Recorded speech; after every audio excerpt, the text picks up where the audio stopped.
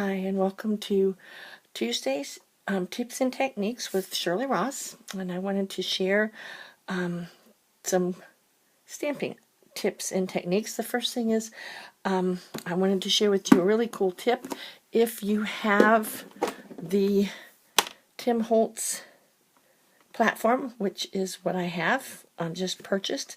Close to My Heart doesn't have one yet. When they do, I'm sure I will certainly get it.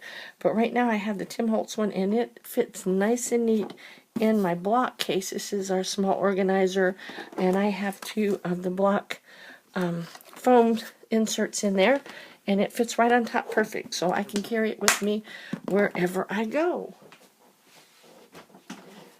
So I watched something on Gina K. I told everybody earlier in a live video it was Jennifer McGuire, but it was on Gina K, and it was how to create an awesome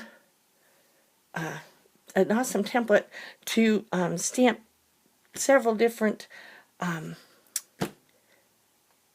thin cut dies, one right after the other. It was really, really cool, so I thought I would do that.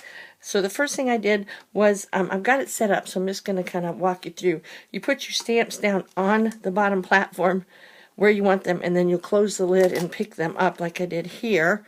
Then you will ink them up and stamp on them. Like, I think I have one already done over here for you. I do, like that. And then you'll come back with your thin cut dies, that's what Close to My Heart calls theirs, and attach them to the arrangement that you have. Run it through your whatever cutting machine you use. I have a Cuttlebug. You run it through the Cuttlebug, and when it's done, you'll end up with a template like this. Then what you'll do is take another sheet and just cut a ton of them out, however many you need for the project you're working on. And then you're going to come back and you'll put them in one at a time in the little slot where they came out of, making sure that you put them back in the right way. There we go. And one more. Little one here wants to give me a hard time. This is the hardest part, is trying to put them back in. There we go. So once you've got them in, and I kind of separated them because I'm going to use a different color for the bottom one that I'm going to use for the top two. And when I stamped them before, I just stamped them in black because I'm not going to use those again. So we're going to start, I'm doing charcoal because I'm actually doing this for a card that I'm making, some thank you cards for a young lady who just had a party. If you would like a party, let me know.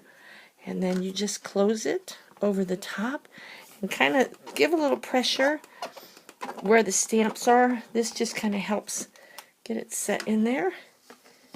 And then carefully pull them off. And there you go. You have them nicely done. And I get the little bitty one out. And then you can just go again. And see, that's the cool thing. If you have a project where you have a lot of ones that you want to cut out, this is really a quick and easy way. You just have to keep putting them back in.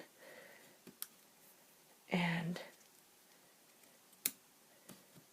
don't know why me and this little one have such a hard time getting it lined up. And again, just ink, ink, ink. And on this one, we'll even try, if I don't pick them up too bad, stamping twice for a darker color. So then again, you just squeeze it down and lift it up. Let's go for a darker on that blush. Love, love the new ink pads. So quick and easy. So let's do the blush one again.